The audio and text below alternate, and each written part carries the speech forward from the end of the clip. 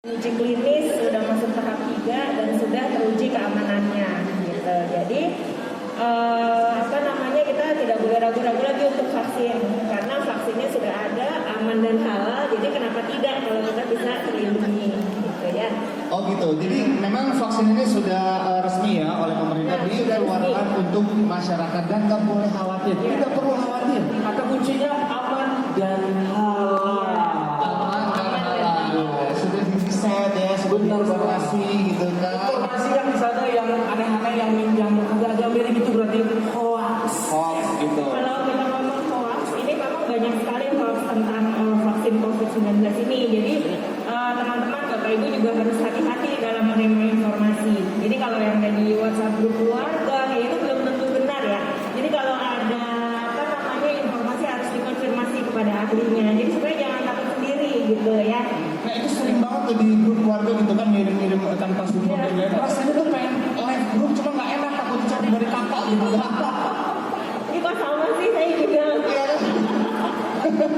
Ya itu pengalaman kita semua mungkin ya yang mungkin kita lebih bijak karena itulah pentingnya kita menggunakan sosial media itu secara bijak itu seperti itu. Jadi kalau kita udah tahu faktanya, kan kita nggak bisa live grup nih. Jadi kita malah jadi pembawa informasi yang benar kan berarti kalau kita. Iya, kita kasih yang benar malah kita dijulitin ya. Nah, itulah fenomena yang terjadi di Indonesia ya. Banyak grup. Oke, nah mungkin ada yang mau ditanyakan, Mas Eka? Oke, jadi itu kan sebenarnya kan masyarakat itu kan kadang-kadang suka bukan takut sebenarnya penasaran ya, termasuk gue sendiri gitu ya. Gue juga sempat takut nih, gimana sih kalau misalnya tak divaksin itu gimana, ya suntik itu gimana, duka habis divaksin itu seperti apa gitu kan. Tapi ternyata keraguan itu semuanya hilang, ya kan. Nah, yang paling bertanya-tanya di masyarakat sekarang ini kan, kapan sih gue divaksin? Nah, kapan gue divaksin? Gitu ya kan. Hari ini aja tuh banyak banget yang nanya ke gue tuh. Itu divaksin, terus gue kapan gitu. Makanya itu yang paling sering banget. Nah, ini mungkin dokter bisa kasih isu-isu nih kepada kita nih. Kira-kira yang lain nih kapan nih dapat vaksin ini? Vaksin. Oke. Jadi dalam masa sekarang ini kita masih menggunakan fasilitas vaksinasi yang gratis dari pemerintah ya, dari Bapak Presiden kita kasih vaksin gratis. Dan itu ada timelinenya. Jadi untuk ini info terakhir ya. Ya ini infonya akurat. Nanti bisa aja ada perubahan. Tapi so far sih terakhir Januari sampai Februari itu untuk tenaga kesehatan. Ya, yang bekerja di fasilitas kesehatan baik puskesmas, rumah sakit dan lain-lain. Nah untuk bulan Maret, April itu adalah petugas-petugas pelayanan kesehatan seperti petugas di bank atau polisi, pokoknya yang bersifat pelayanan yang tidak bisa work from home, ya tapi yang non kesehatan. Nah setelah itu baru masyarakat umum seperti itu. Oke, jadi garda terdepan dulu ini garda terdepan. Terutama yang tidak bisa bekerja dari rumah itu tadi mas. Jadi kan kalau kita kan banyak ya kayak ada di bank, terus yang lain kayak di toko-toko bahan pokok, supermarket itu kan masih nggak bisa ada work from home dong. Ya itu akan didulukan gitu. Tapi yang teman-teman yang bisa work from home seperti yang back office yang bukan non kesehatan itu nanti setelah teman-teman pelayanan publik divaksin baru mendapatkan vaksin. Tapi dapat juga ada rencananya. Kebanyakan gitu gimana kalau kerja bangunan tapi kerjanya work from home gitu. Itu gimana tuh? Bikin bangun rumah masuk kopi gitu kan. Oke. Jadi itu kerjanya work from home. Oke, yang ada main The Sim itu mah game nanti yang bikin rumah-rumahan gitu kan. Kita untuk nambah wawasan pengetahuan kita nih dok. Ya. Sebenarnya gimana sih cara kerja dari vaksin COVID-19 itu? Sebenarnya semua cara kerja semua vaksin itu juga mirip ya. Langsung vaksin COVID-19 ini. Jadi ini kalau yang udah ada sekarang kan Sinovac ya. Sinovac itu sebenarnya vaksinnya sudah mati. Tapi dia bisa menimbulkan yang kita sebut dengan antibody. Gampangnya adalah kekebalan tubuh. Jadi begitu kita sudah divaksin, itu ya divaksin, nanti yang disuntikan ke tubuh kita itu akan diingat oleh antibody yang terjadi di tubuh kita. Jadi udah ada sel-sel yang mengingat nih, virus SARS-CoV-2 ya. Jadi nanti kalau misalkan virusnya kita tertular langsung dalam tubuh kita ini ada sel yang sudah mengingat bentuk-bentuknya, udah sifat-sifatnya udah kenal lah gitu. Jadi dia sudah memproteksi sendiri gitu. Itulah cara kerjanya. Itu jadi dengan memunculkan yang namanya antibody antibodi dalam tubuh kita. Gitu. Jadi kalau kita sampai ketularan, kalau kita dari vaksin, paling tidak kita tidak bergejala berat. Gitu. Ya. Jadi memilih yang menarik ini ya, gejalanya ya. Ya, memang kalau misalkan kan ada tuh yang bilang malah saya divaksin soalnya kan tetap bisa ketularan gitu. Ya memang bisa, apalagi kalau tidak menjaga jarak, habis divaksin nggak pakai masker gitu ya. Tapi at least kalau kita ketularan itu sih harusnya gejalanya tidak menjadi berat, tidak sampai pakai ventilator, tidak sampai masuk ICU kayak gitu. Jadi tetap penting divaksin itu tetap penting. Baik, jadi artinya vaksin ini adalah bukan mengobati ya, tetapi pencegahan ya tadi ya, kurang lebih seperti itu ya. Karena kita tahu juga vaksin yang datang ke Indonesia sendiri itu kan akurasinya itu 65% betul ya tadi ya?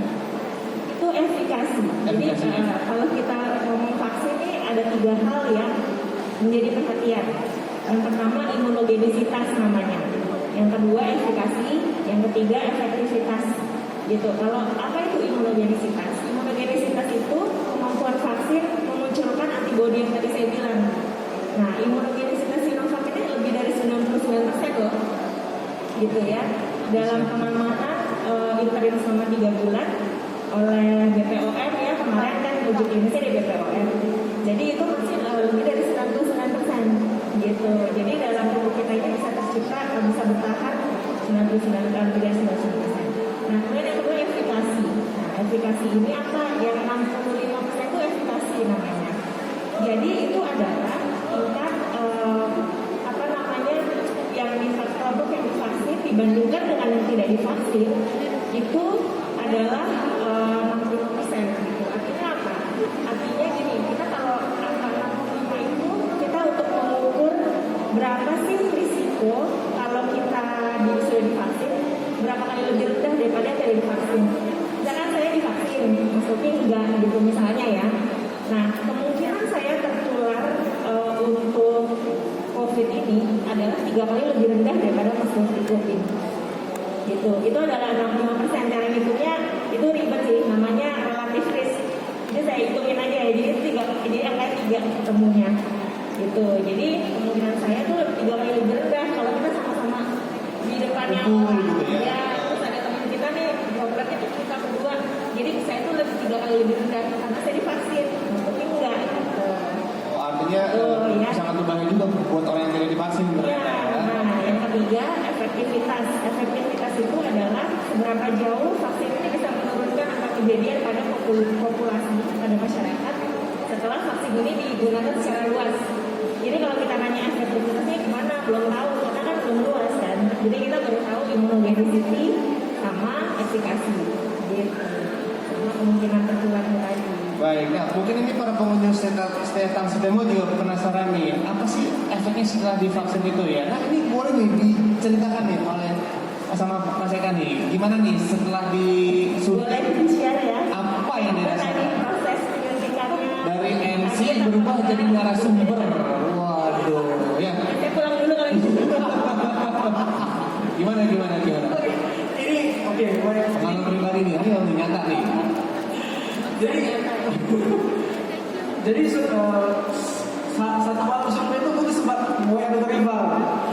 Gimana sih divaksinnya gitu? Mau divaksin saya langsung mau yang dokter Iqbal gimana sih kalau divaksin itu? Bukannya, nah oke lah dijelasin ya kan. Lalu kemudian tadi sekitar jam 8:30 divaksin. Jadi kan ada daftar dulu. Nah setelah daftar terus kita harus isi formulir screening. Jadi ada pertanyaan-pertanyaan yang kita harus jawab. Jadi kalau menjawab formulir screening tolong jawab dengan jujur ya. Jadi jawab formulir screening ya kan. Kemudian setelah itu kita di screening lagi sama dokter. Jadi di situ dicek tensinya, kemudian ada keluhan seperti apa gitu ya. Itu ditanyain udah sarapan belum? Belum, biar kesempatan. Jadi memang sebelum vaksin itu kita harus sarapan dulu, ya kan? Nah, oke lah, singkat cerita masuk ke ruang eksekusi. Seram amat, dirajam atau gimana? Oke, awalnya kan takut ya, apalagi kemarin itu sempat lihat di TV itu ya, gimana dokternya tuh getar-getar gitu ya untuk suntik gitu kan. Nah, ini ternyata nggak getar-getar, saya diri sekali gitu ya. Karena bukan presiden. Sebentar dulu, vaksinnya di mana? Vaksin ini rumah sakit yang Tangerang loh. Harusnya dokter yang dari DMC harusnya yang jadi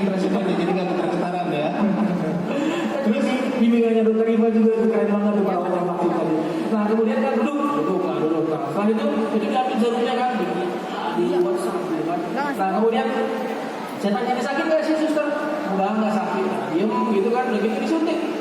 Foto-foto dulu, foto gitu kan. Nah, oke foto. Udah habis foto, udah selesai suntiknya. Nggak kerasa banget bener. Nah, nggak kerasa pegel juga. Nah, setelah vaksin nggak ada keluhan juga, nggak ada merasa gimana juga gitu. Kalau bisa sih sebenarnya kanan kiri. Tadi kan kiri itu ya. Jadi supaya vaksin yang kedua jangan nunggu bisa nggak kanan lagi gitu kan. Jadi sebenarnya keluhan sama sekali nggak ada, sakit juga enggak ya. Nah, itu yang saya alami sendiri tadi sekitar jam 8:30 atau jam 9 pagi lah saya pakai vaksin. Nah, nanti mungkin setelah 14 hari kemudian vaksin yang kedua, mudah-mudahan juga lancar. Iya. Jadi jangan khawatir nih kepada seluruh pengunjung Tang City Mall, tidak juga secara live di Tang Citizen dan juga YMC People, ada Warta Kota juga, ya kan, semua yang menyaksikan secara live, jangan khawatir, jangan takut divaksin, aman dan juga apa tadi? Halal. Ya gitulah. Ya, tapi saya pernah dengar juga ada beberapa gejala memang berbeda-beda ya. Ada kalau Mas Eka kan mungkin normal-normal aja ya dari jam 9 pagi tadi sampai sekarang masih bisa beraktivitas. Tapi ada juga yang langsung merasa kayak, aduh nggak enak badan nih, kayak demam gitu, malah menimbulkan jadi kayak hawa nggak enak gitu. Nah itu sebetulnya apa sih penyebabnya itu? Nanti kerjanya dari malam sampai larut malam juga. Itu kan. Ya, jadi gini, kalau kita ngomong efek vaksin itu memang beda-beda di setiap orang ya. Tapi kebetulan saya juga ngawasin vaksinasi di Rumah Sakit MC Tangerang. Jadi udah berapa ratus tenaga kesehatan kita divaksin dan itu aman-aman aja sih. Gitu. Jadi sebagian besar 99% lah itu bisa pulang dengan aman gitu ya. Jadi kalau efeknya tuh yang paling banyak pegel gitu ya. Ya semua vaksin sama lah ya, kalau sampai juga ada jarum masuk. Tapi jangan khawatir sih, ini dosisnya tuh kalau Sinovac untuk SARS-CoV-2 atau coronavirus ini cuma setengah cc. Jadi poinnya itu juga cuma satu, jarumnya kecil gitu lah. Ya, jadi memang nggak terlalu sakit. Kalau kita ingat berapa tahun lalu ada KLB difteri ya. Nah itu kan sakit ya disuntiknya. Nah ini beda, ini sih lebih nggak sakit sih gitu. Nah terus sekarang ada juga yang meriang-meriang gitu. Nah biasalah efek vaksin biasa gitu, yang jelas dari uji klinis tahap 3 untuk Sinovac ini oleh BPOM itu tidak ada efek samping yang serius gitu. Apalagi sampai kematian itu nggak ada. Dan satu lagi, kalau disuntik vaksin Sinovac ini tidak mungkin menjadi positif swab PCR-nya. Itu tidak ada karena vaksin Sinovac ini ada isinya virus yang dimatikan gitu, jadi tidak mungkin menimbulkan COVID-19 gitu. Tapi setelah vaksin itu kita tetap harus menjalankan pakai masker, jaga jarak gitu ya, semua protokol itu harus dikerjakan karena tidak harus kita divaksin nih, misalkan hari ini vaksin kita jadi kebal gitu, kalau kita jalan-jalan tidak pakai masker kita jadi aman, nggak begitu. Jadi pembentukan antibodi atau kekebalan tubuh itu juga perlu waktu ya. Jadi pembentukannya itu rata-rata adalah 21 hari sejak suntikan kedua gitu. Nah setelah itu tetap harus, karena kan memang semua vaksin itu bukan cuma COVID-19 yang tidak melindungi 100%, tapi paling tidak ada kemungkinan kita lebih rendah kemungkinan tertular, dan kalaupun tertular udaranya akan lebih ringan gitu ya. Baik. Tapi kadang-kadang ada pertanyaan juga nih Mas Eka nih, kayak misalkan Ini pertanyaan dari dalam diri sendiri. oh bukan. Dari hati ya benar. Enggak. Ada pertanyaan juga, vaksin itu berlaku seumur hidup atau cuman yang tahun ini aja gitu loh? Nah, kalau berapa lama vaksin ini bisa bekerja dalam tubuh kita, itu dari Badan Kesehatan Dunia sendiri dan kontrol dari penyakit menular di badan penyakit untuk kontrol penyakit menular di dunia juga belum tahu gitu ya, karena ini kan juga vaksinnya baru, jadi kita belum tahu. Jadi nanti rencananya dalam setahun ini akan dilakukan penelitian itu jalan terus gitu. Jadi dari semua orang sudah divaksin, ini kadar kekebalan tubuhnya bertahan berapa lama gitu. Nanti kalau udah ketemu, pastinya akan dikeluarkan lagi rekomendasi untuk penyuntikan ulang gitu. Jadi ini kan baru mulai, jadi sambil berjalan. Nanti infonya apakah ini tahan setahun, tahan 2 tahun. Kalau kayak influenza itu kan tahannya setahun, makanya dia frekuensi penyuntikannya setahun sekali gitu kalau influenza. Nah kalau COVID-19 ini belum tahu gitu. Jadi nanti ditunggu sekarang yang sudah ada di jalani dulu. Kalau sudah dapat vaksin, kita semua baiknya vaksin dulu. Wah, ini mumpung gratis juga secara program program pemerintah ya. Jadi kapan lagi nih kita bakalan langsung bisa digunakan gitu ya. Nah, ini ada pertanyaan atau mungkin kita lempar ya. Ada yang mau bertanya mungkin ada yang bertanya ya. Oke, baik.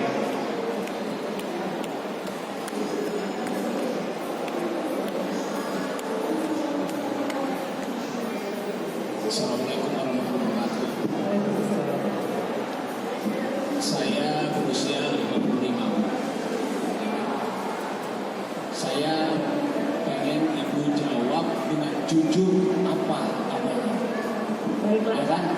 Tadi ibu bilang bahwa vaksin ini tidak menyembuhkan, hanya untuk tindakan preventif tubuh. Jadi buat saya kalau hanya seperti itu nanti akan berulang. Ada vaksin 1, vaksin 2, vaksin 3, mungkin vaksin seterusnya. Sehingga buat saya ada anggaran budgeting negara yang dikeluarkan cukup besar. 73 triliun negara mengeluarkan uang hanya untuk pencegahan. Kalau itu diberikan ke perumahan rakyat yang kecil-kecil, saya bilang jauh lebih bermanfaat. Saya alhamdulillah Bu, saya selalu berpikir positif tentang COVID-19. Saya pikir dari zaman saya 7 presiden, ada SARS, ada MERS, ada flu burung. Tetapi buat saya justru bahayanya, buat saya penyakit, buat saya Bu ya, yang umur saya udah 55. Buat saya penyakit yang bahaya cuma 2 Bu, penyakit jantung sama TBC. Buat saya, karena dari Bambang Karya Sumadi, Menteri Perhubungan, sampai yang terakhir Doni Nuryono, Ketua Satgas, semua yang kena COVID sembuh. Malah yang lebih aneh, Khofifah Indar Parawansa dalam kondisi sakit aja masih ngumumin, Bu saya sakit. Biasanya kalau orang sakit buru-buru mau ngomong Bu. Itu yang saya jujur Pak, saya bingung sebagai warga negara. Apa ini persoalan dagang? Apa ini persoalan spekulasi politik elit? Karena kalau COVID itu banyak, mungkin kalau Ibu main ke Bantar Gebang, tempat pembuangan sampah akhir, di situ 25 karyawan yang memungutin sampah, satu pun tidak ada yang meninggal, sambil makan sambil memungutin sampah. Malah kalau Ibu lihat pendapat Dokter Tirta, ya kan, yang sakit itu justru yang di perkantoran Bu, yang kena AC. Yang masyarakat kecil tidak pernah ada yang sakit Bu. Ibu boleh lihat tukang air keliling, tukang sampah yang memungutin sampah di pinggir rumah-rumah, sehat-sehat Bu. Jadi saya berpikir negara ini buat saya harus punya kepastian. Harusnya vaksin itu menyembuhkan Bu, supaya setahun ini masyarakat bisa bekerja lagi dengan baik, ekonomi bisa tumbuh dengan baik, sekolah juga bisa lagi tumbuh, bisa lagi berkembang. Ibu nggak percaya? Buat saya COVID ini bisa jadi pembunuhan 2 peradaban, 2 generasi. Sekolah libur, kantin-kantin di sekolah tutup menjerit semua. Mungkin kalau pegawai negeri, mohon maaf, dia libur panjang juga gajinya bulanan rutin Bu. Kalau yang pedagang-pedagang usaha yang kerja sampingan di sekolah, di mall-mall kayak begini, mati Bu dengan pembatasan seperti itu. Saran saya, kalau urusan kesehatan kan urusan pribadi. Saya pikir kalau saya sakit juga saya ke dokter, ya kan? Dan soal vaksin tadi saya kembali ke vaksin. Saya pernah bikin status. Kalau memang vaksin itu bagus, kenapa pemerintah nggak meyakinkan atau kompensasi? Begini misalkan, saya sebagai rakyat pengen divaksin, tapi kalau terjadi apa-apa, siapa yang bertanggung jawab? Harus tertulis di atas materai. Saya baru mau. Karena kalau kita bicara tanggung jawab secara lisan, ya kan, semua bisa lepas tanggung jawab. Tetapi kalau ada misalkan, saya siap divaksin, apabila terjadi saya kelumpuhan atau apa, pemerintah mengganti anggaran 10 miliar buat yang kena vaksin. Kalau memang vaksin itu tadi seperti itu menguatkan, jadi retorika juga harus diberikan tanggung jawab yang formal. Maksud saya seperti itu. Dan saya pernah ingat omongan Menteri Kesehatan Terawan pertama kali. Dia bilang apa? Masker itu buat yang sakit, bukan buat yang sehat. Kalau Menteri Kesehatannya saja seperti itu, ya Bu ya, kita nggak dengar yang lain. Padahal Terawan itu pakar. Dia dokter senior di Rumah Sakit Gatot Subroto. Senior. Dia bilang masker itu hanya untuk yang sakit, bukan untuk yang sehat. Mungkin bapak-bapak juga sering lihat YouTube, ya kan? Nah itu konten itu jadi masyarakat kecil dibuat sumir dengan banyaknya pernyataan, ya kan? Jadi maksud saya, berikanlah rakyat itu kejelasan yang pasti. Jangan sampai vaksin ini jadi sumber dagang, sumber sesuatu yang menghasilkan buat pejabat publik, sementara rakyat kecil dibuat bengong dengan pembatasan sosial, dengan PPKM, menjerit. Saya sebagai pengusaha, jujur, dampak vaksin itu, saya umur 55, saya alhamdulillah, buat saya obatnya cuma 3. Saya selalu bersyukur sama Tuhan, dan saya makan enak, saya menikmati hidup. Karena vaksin itu menyerang kepada orang-orang, jujur, yang serba ketakutan melihat media tiap hari diputar itu berita itu. Dan kalau ibu baca bukunya Jaya Saitati, Pakar Hukum Pidana, dia bicara kalau kebohongan itu diputar berulang kali, keseringan, itu bisa jadi sebuah kebenaran. Dulu suspek dengan forum tidak secanggih ini. Karena kenapa? Karena dulu zaman dulu tidak ada yang namanya HP, media tidak terlalu berat, sehingga orang acuh. Karena sekarang TV banyak, stasiun TV banyak, HP banyak, kesempatan media untuk melampirkan bahasa seperti ini. Jadi mau nggak mau tiap hari. Makanya alhamdulillah Bu, sejak ada sinetron Ikatan Cinta, saya nggak pernah lagi nonton itu, mendingan nonton Ikatan Cinta buat saya. Jauh lebih enak. Jenuh Bu saya nonton itu terus.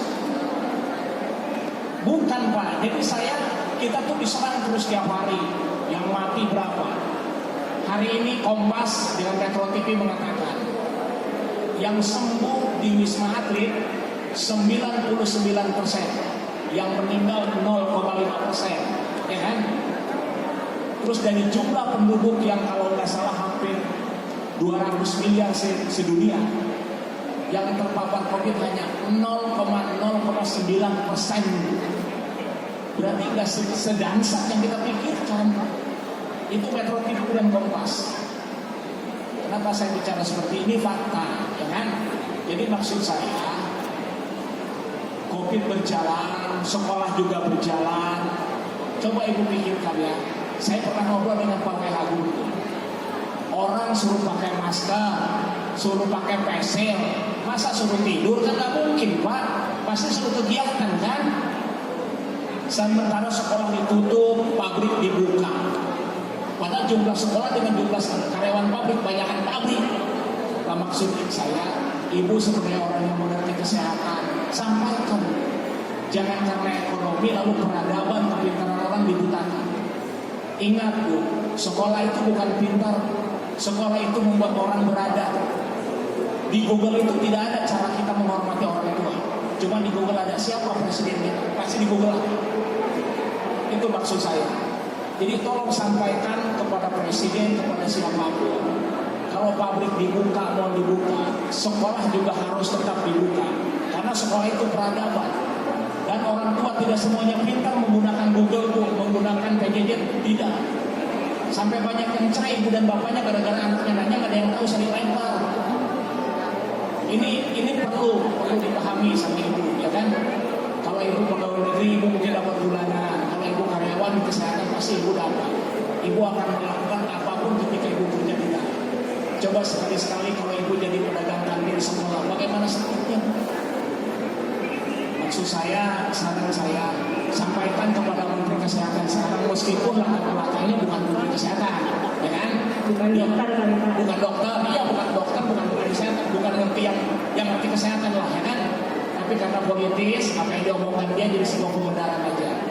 Mungkin hanya itu aja yang bisa sampaikan. Mohon maaf Bu kalau saya kepanjangan. Cuman saya harus jujur sebagai rakyat, ya Bu ya. Jadi jangan sampai ibu dipolitisi juga. Anugerah terbesar dalam diri manusia cuma 2 Bu.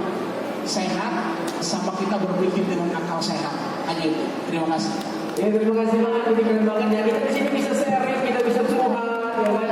Mohon maaf dengan Bapak siapa Pak?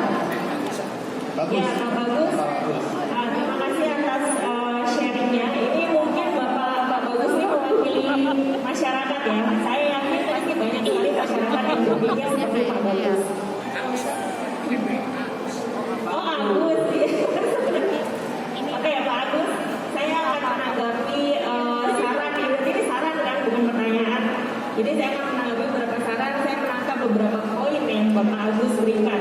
Satu, COVID ini banyak yang sembuh. Itu betul. Pak Agus ini nggak salah ya teman-teman. Ini apa namanya yang dilihat di jalan. Dan tapi yang pasti yang kita tahu adalah Indonesia ini tracingnya sangat kurang, gitu ya. COVID ini gejalanya banyak, gitu ya. Karena saya menerima orang post COVID juga untuk kembali kerja, jadi saya tahu benar bahwa COVID ini banyak sekali bentuknya. Ada yang nggak bergejala sama sekali, nggak bergejala itu yang nggak bergejala. Kayak kita ini pergi ke mall, dan di mall ini juga saya yakin nggak semuanya negatif, gitu. Kenapa? Kenapa kita nggak tahu? Karena nggak di tracing, gitu. Kalau sekarang kita semua diam, kita semua tracing, saya yakin ada yang positif, pasti. Tapi kan nggak semuanya memang bergejala. Memang banyak kalau bilang itu tukang sampah sehat, sehat badannya, tapi kita nggak tahu nih. Karena kita nggak tracing ya. Karena memang kemampuan. Nah ini peninggalannya yang terhormat Bapak Terawan. Jadi memang penanganan pandemi ini dari awal memang agak kurang ya. Jadi ini melambat sampai sekarang. Kalau Bapak bilang mengenai pembunuhan generasi, itu saya setuju karena saya juga orang tua, gitu. Anak saya juga udah sekolah lama, gitu ya. Dan ini adalah dampak dari penanganan pandemi yang udah gitu ya. Jadi dari awal tracingnya nggak baik, kemudian apa namanya penanganannya juga buruk. Makanya Bapak Terawan diganti sama Pak Budi, gitu. Karena memang mereka itu harus dokter.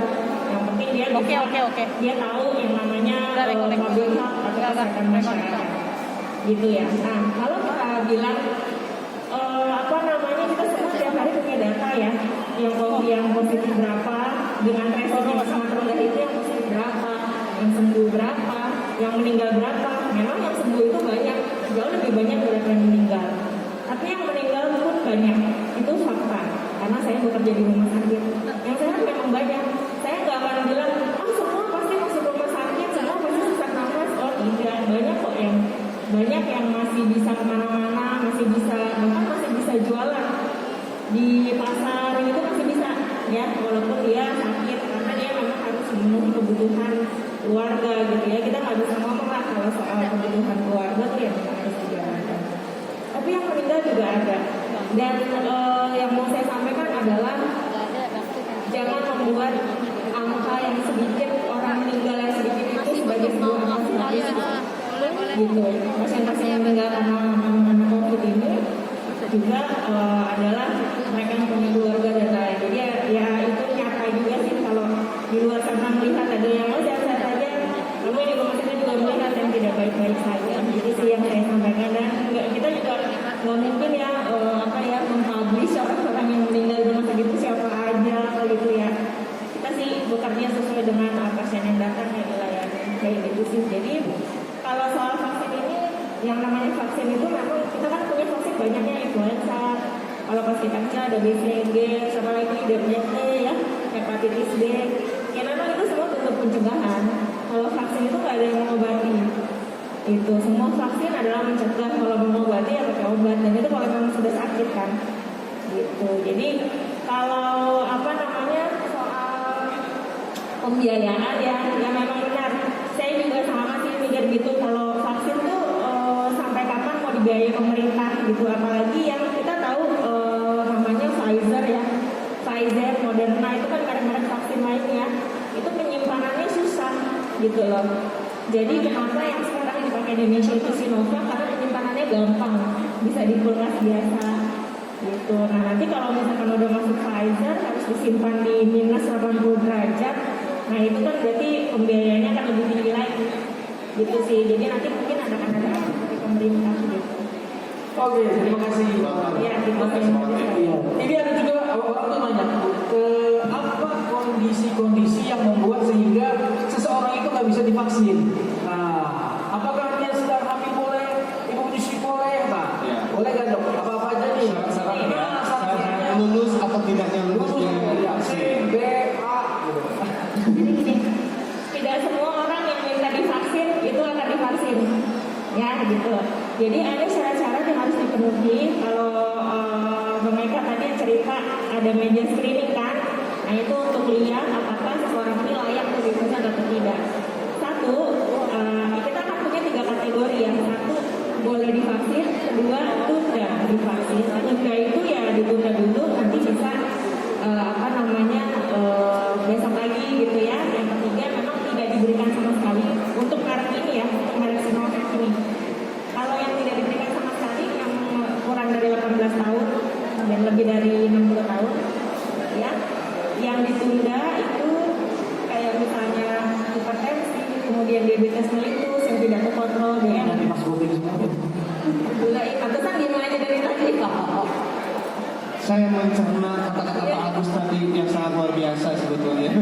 Ya, jadi gitu. Jadi ada beberapa hal yang memang nggak boleh ya. Kalau yang nggak boleh itu tadi yang usianya nggak masuk kan Sinovac ini cuma 18 sampai 59 ya. Terus kalau yang ada penyakit autoimun, kemudian ada cancer ya dan lain-lain, banyak sih yang hal yang tidak bisa divaksin. Jadi rumah sakit juga tidak sampai saat ini memang tidak menjual vaksin juga karena nggak boleh kan sama pemerintah. Nah itu juga kalau pengen datang walaupun gratis juga nggak semua divaksin gitu. Ada banyak sih yang udah datang terus nggak bisa, ya misalkan hamil, menyusui gitu ya, itu nggak bisa dikasih vaksin. Terus kayak apalagi ya, diabetes mellitus tuh kita lihat nilai HbA1c. Kalau HbA1c lebih dari 7,5 itu nggak bisa divaksin juga. Terus orang-orang gagal jantung itu yang udah masih ada gejala dalam 3 bulan terakhir itu juga nggak boleh divaksin gitu. Jadi banyak pertimbangan, makanya kalau datang tuh yang nggak, saya mau vaksin dong, oke di sini cus gitu, nggak begitu. Jadi ada screeningnya gitu, dan screeningnya itu oleh dokter yang terlatih, perawat yang terlatih. Untuk apa? Kenapa ada screening itu? Ya karena vaksin ini bisa dipakai karena ada uji klinis kan. Uji klinis itu dilakukan pada orang-orang dengan kriteria tertentu. Nah, pada masyarakat yang boleh divaksin hanya yang dengan kriteria tertentu ini sesuai dengan uji klinisnya gitu. Itu sih. Baik, jadi memang tidak bisa sembarangan ya. Ada syarat-syarat yang harus dilakukan, diprioritaskan gitu kan. Tadi umur di bawah 18 tahun ya, atau orang tua ya di atas 15 ya, 59 tahun. 60 ke atas lah. Jadi artinya gini, bagi ibu-ibu yang hamil terutama ya, maksudnya kan dia mah udah nggak bisa kena vaksin gitu ya. Artinya kan penjagaannya harus begitu ketat ya para suami-suaminya gitu loh. Nah itu belum ada riset ya kenapa ibu menyusui atau ibu hamil. Bukan begitu. Jadi gini, merek vaksin ini kan banyak. Nah, tipe-tipenya juga banyak. Yang kita punya ini kan yang virus dimatikan, ada juga yang virus dilemahkan, ada yang pakai vektor vaksin, itu banyak. Nah, masing-masing ini punya target populasi sendiri gitu loh. Yang terutama dalam uji klinisnya. Nah, Sinovac ini udah ada kriterianya. Kalau Pfizer itu dicobakan di uji klinis juga ada lebih dari 60 tahun, tapi belum masuk ke Indonesia ya. Jadi belum tahu.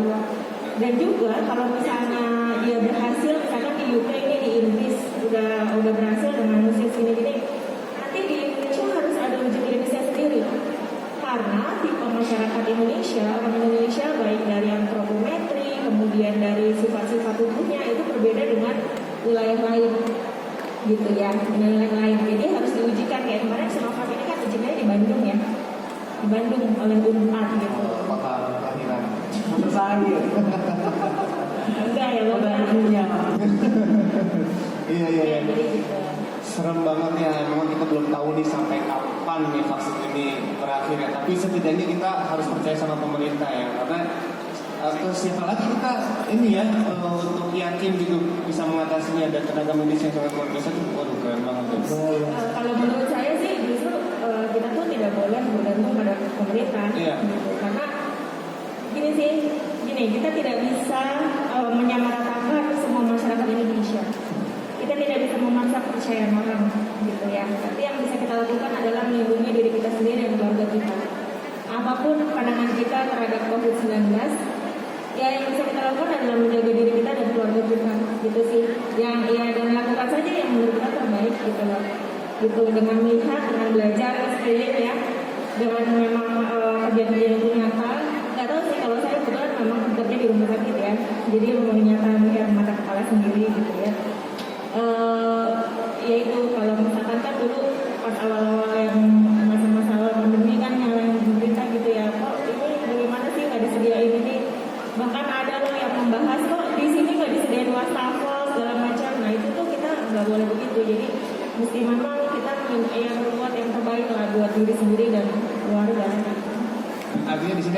sama antara masyarakat dan juga pemerintah ya. Dan yang paling utama individu kita juga sendiri harus peduli nih sama lingkungan, jangan cuek-cuek, nggak pakai masker gitu kan, kumpul-kumpul berdekat-dekat.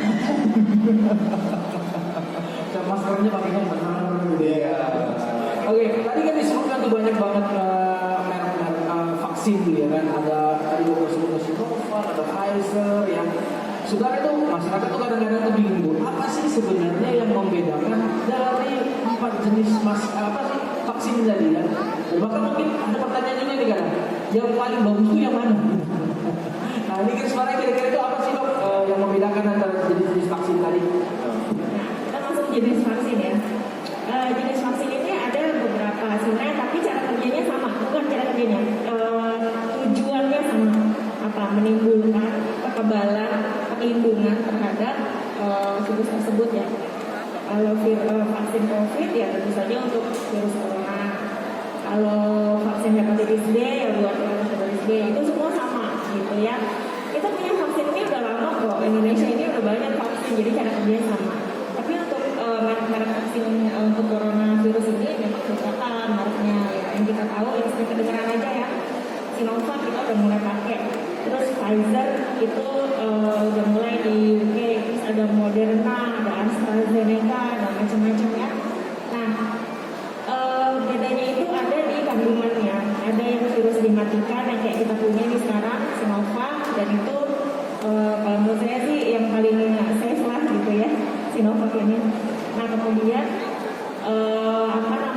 kalau Pfizer itu dia mRNA gitu ya, tapi cara kerjanya sama. Jadi begitu disuntikkan dia akan membuat tubuh kita memproduksi yang namanya antibodi. Antibodi itu kekebalan tubuh ya, kekebalan tubuh itu supaya bisa melawan kalau kita memasukkan virus itu lah gitu. Gampangnya begitu ya. Jadi semua vaksin sama kayak hepatitis B juga, kalau kita udah vaksin hepatitis B, kalau kita ketularan ya kita udah bisa terlindungi lah, walaupun tidak akan 100% gitu. Namanya juga buatan manusia ya, nggak akan 100% gitu. Tidak sesempurna. Ya gitu. Ya melihat dari angka kematian yang tinggi, kita lihat dari seluruh dunia, ya paling tidak ada usahanya untuk perlindungan supaya ya kita tidak dilanjut seperti ini terus gitu ya. Dan penyimpanan, nah kalau ada yang tanya, biasanya kan kalau yang saya dengar ya, saya nggak mau Sinovac, maunya Pfizer gitu kan. Kok Sinovac sih bukannya cuma 60-an gitu ya. Nah vaksin itu bukan seperti obat yang bisa kita beli di apotek, bukan kayak Panadol gitu ya. Jadi vaksin itu harus disimpan di kulkas sesuai dengan suhunya yang direkomendasikan oleh yang memproduksinya, gitu ya. Kalau yang tadi saya bilang Sinovac ini bisa di kulkas biasa, ya. Kalau Pfizer itu mesti minus 80, jadi mesti frozen Bapak Ibu ya, mesti frozen. Kalau Moderna itu sekitar minus 20 lah, gitu. Nah di Indonesia ini masih sedikit yang punya kulkas minus 80. Karena itu mahal banget vaksinnya, kulkasnya ya. Jadi apalagi kalau di pelosok-pelosok gitu, kita masih mungkin pemerintah sekarang lagi menyiapkan nih untuk kan kalau yang lebih dari 60 kan Pfizer kan dapatnya. Jadi lagi mempersiapkan logistiknya. Jadi itu kenapa kita Indonesia sebagai negara berkembang ini belum mampu untuk menyediakan Pfizer ini sekarang gitu. Jadi kita siapkan dulu nanti di klinis. Nanti kalau misalkan itu namanya cold chain ya. Cold chain itu sistem rantai dingin untuk penyimpanan vaksin. Jadi dari kalau udah datang nih misalkan negara pembuatnya negara X nih, dikirim ke Indonesia, dari bandara itu udah disiapin kontainer pakai es. Nanti didistribusi ke pusat, nanti sampai dengan ke puskesmas, rumah sakit dan lain-lain penyelenggara vaksin. Itu namanya sistem rantai dingin. Jadi kualitas vaksin itu terjaga, gitu ya. Jadi kalau udah siap, mungkin Pfizer akan didatangkan, dan jangan lupa pasti ada uji klinis dulu. Gak mungkin langsung dikasih. Kenapa? Supaya apa? Supaya aman, tidak efek samping. Jadi PNT juga nggak asal-asalan dalam menyediakan vaksin, ya harus melalui perjalanan yang sangat panjang. Makanya begitu pandemi mulai, itu nggak langsung ada vaksin kan, karena dibuat dulu, diuji dulu di binatang, diuji dulu di manusia, diuji dulu di populasi masyarakat, gitu kan? Karena kan kalau misalkan udah kayak Sinovac ini, selama uji ini sih dilaporkan oleh BPOM tidak ada ada efek samping yang serius. Baik, memang nanti rencananya kan seluruh masyarakat Indonesia ya akan divaksin ya, betul ya? Timeline-nya begitu kan. Karena seperti itu, makanya jadi bertahap dulu ya, karena dokter kan di daerah belum tentu bisa memadai fasilitas itu ya. Oke. Ya, tenaga yang menyuntiknya juga terbatas ya. Betul. Nggak mungkin langsung semua. Memang prosesnya akan agak lama ya. Ya, ini sepertinya Pak Agus mau ada ya. Oke. Bibi.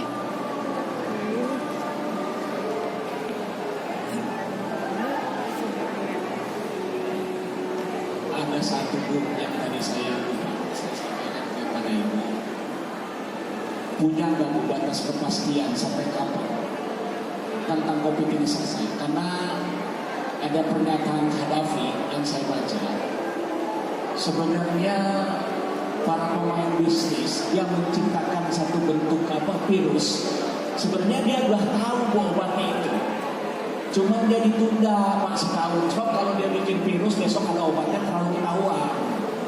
Dibikinlah ditunda setahun supaya orang udah resah baru dibuat vaksinnya. Indah benar Bu, maksud saya. Jadi maksud saya begini, tolong pastikan ke masyarakat, kalau dengan 73 triliun itu cukup sampai tahun 2021 April kembali normal. Jadi negara mengeluarkan uang 73 triliun, ada kepastian buat masyarakat. Kalau vaksin yang dibeli 73 triliun hanya sifatnya tindakan preventif, ya Bu ya. Lalu untuk apa negara membuang-buang waktu atau membuang uang dengan 73 triliun? Padahal Dr. Tirta kemarin bicara di YouTube, mau pakai 3M, 4M, 5M, kalau perut masyarakat lapar Bu, nutrisinya kurang, percuma. Sebab imun tubuh itu buat saya cuma 3. Buat saya, pertama kita berpikir positif, ya Bu, makan yang banyak, olahraga. Sebab kalau kita pakai masker, pakai vaksin, kalau perut kosong, apalagi yang punya anak, anaknya nggak bisa sekolah, ketika minta jajan duitnya sudah tidak ada. Saya pikir apapun yang 3M sampai 100M juga nggak berfungsi. Jadi maksud saya, satu sisi penanganan COVID bagus, tapi satu sisi uang negara juga diberikanlah kepada rakyat. Misalnya, yang kantinnya tutup di sekolah, ditanya kamu kantin 1 bulan dapat berapa? 7 juta, kasih sama pemerintah 7 juta. Jadi biar imbang. Jadi mau pakai vaksin apapun bentuknya, mau pakai 3M, 4M, 5M, kalau perut rakyatnya kosong, saya pikir percuma. Saya jujur Bu, Ibu boleh tahu, saya 55 tahun, saya jarang sakit. Karena obat saya cuma sederhana Bu. Kalau saya masuk angin, saya cukup minum teh manis pakai tolak angin. Seperti Renal Kasali bilang, orang pintar minum tolak angin, sembuh Bu. Karena sugesti saya tinggi, ya kan? Dan saya memang pernah Bu mengatakan, saya bukan tidak percaya vaksin, ya Bu ya. Karena saya berpikir vaksin itu adalah obat yang dimasukkan ke dalam tubuh. Tubuh itu berbeda seperti Ibu, makanya diagnosanya juga berbeda, ya kan? Kondisi badan, punya penyakit bawaan apa tidak, ya kan?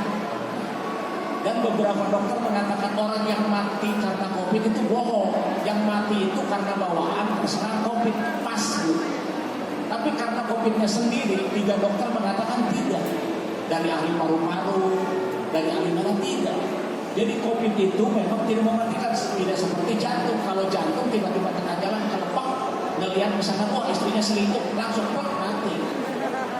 Atau lihat suaminya selingkuh, istrinya ngelihat mati, itu jantung. Kalau COVID tidak ada yang meninggal langsung karena COVID, selalu bawaan. Makanya tadi saya mohon kita bersikap jujurlah kepada rakyat, biar rakyat tahu apa sih esensinya dari COVID ini.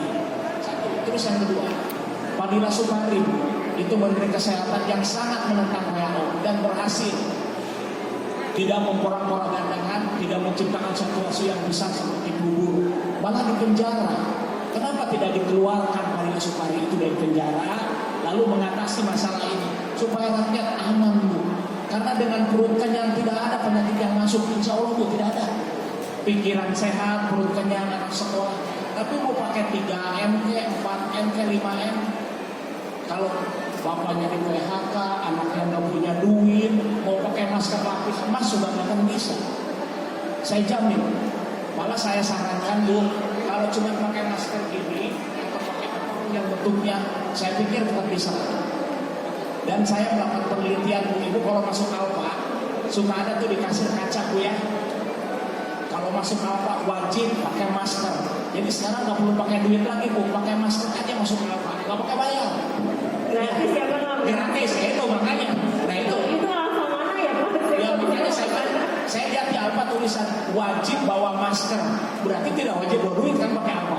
Coba Ibu lihat di Alfa, di Indomaret ada tulisan wajib pakai masker, tidak wajib bawa duit. Nah kan, nah, maksud saya gini Bu. Maksud saya gini, coba nanti ke depan bukan lagi masker yang dipakai Bu di sekolah di mana-mana. Pakai aja masker sama helm facial. Kalau pakai helm tuh enak Bu, nggak pernah akan kena. Saya jamin nggak tutup masker, udah pakai helm. Bukan hanya vaksin Bu, mungkin tembakan juga nggak mempan Pak, juga. Ya itu, pakai itu aja Bu. Ya hanya itu aja yang saya sampaikan. Terima kasih banyak. Mohon maaf saya banyak Baik, ini kita sudah sampai di penghujung acara nih Kak. Wah, nggak terasa Iya, terasa kita sudah mendengar acara nih. Yang oke baik, nah ini gimana kira-kira dokter closing statementnya ini? Jadi karena sudah di penghujung acara, closing statement saya adalah nggak ada kan? Aman ya? Jadi closing statement saya adalah begini. Seluruh warga negara Indonesia berhak berpendapat mengenai COVID-19 ini. Silahkan punya pendapat sendiri, gitu ya. Tapi ada banyak yang berpendapat A, berpendapat B, pendapat C. Tapi di luar sana ada juga orang-orang yang menuntut adanya peran serta pemerintah dalam penanganan pandemi. Jadi saya sih bukan orang pemerintahan, saya bukan PNS juga, saya nggak tahu tuh duit negara mau diapain gitu ya. Saya dokter di rumah sakit swasta, jadi saya nggak ada urusan tuh sama duit pemerintah ya. Tapi satu hal sih yang perlu kita apresiasi juga dari masyarakat, penyediaan dan usaha yang ini karena biaya yang dikeluarkan juga nggak sedikit sih.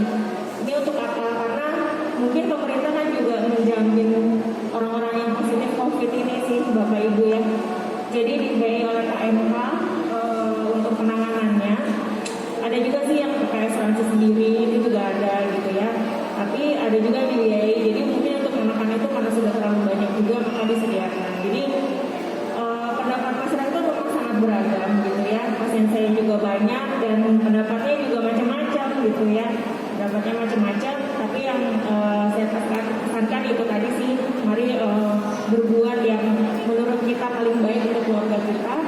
Tapi yang bisa saya sampaikan adalah COVID-19 itu nyata, angka yang kematian di luar sana itu nyata, dan memang teman-teman saya, kalau saya juga memang tidak merawat secara langsung ya, tapi teman-teman dekat saya banyak yang pasien COVID secara langsung, dan ya memang semua kesakitan dan kematian itu memang nyata adanya. Jadi jangan tunggu sampai angka kematian itu menjadi angka kematian keluarga dekat kita. Aja sih. Oke, baik. Terima kasih dokter atas waktunya ya. Tidak lupa memang perjuangan ini berat banget ya, apalagi banyak juga tenaga medis yang sudah berguguran dan ya kita juga berhati juga. Tapi kita tetap semangat nih, lagi sehat ya kan, harus tetap jaga kesehatan, berbagi edukasi seperti ini juga penting banget ya PK ya. Oke, baik. Mungkin dari kita itu aja kali ya. Ya, baik. Terima kasih banget nih para pengunjung City yang sudah Hadir mendengarkan acara kita ini, mengikuti dan juga kita juga yang menonton secara live. Sama netizen yang semua warga kota. Oke, sampai ketemu di acara yang single Festival bulan depan. Yes. Terima kasih. Jangan lupa subscribe ya.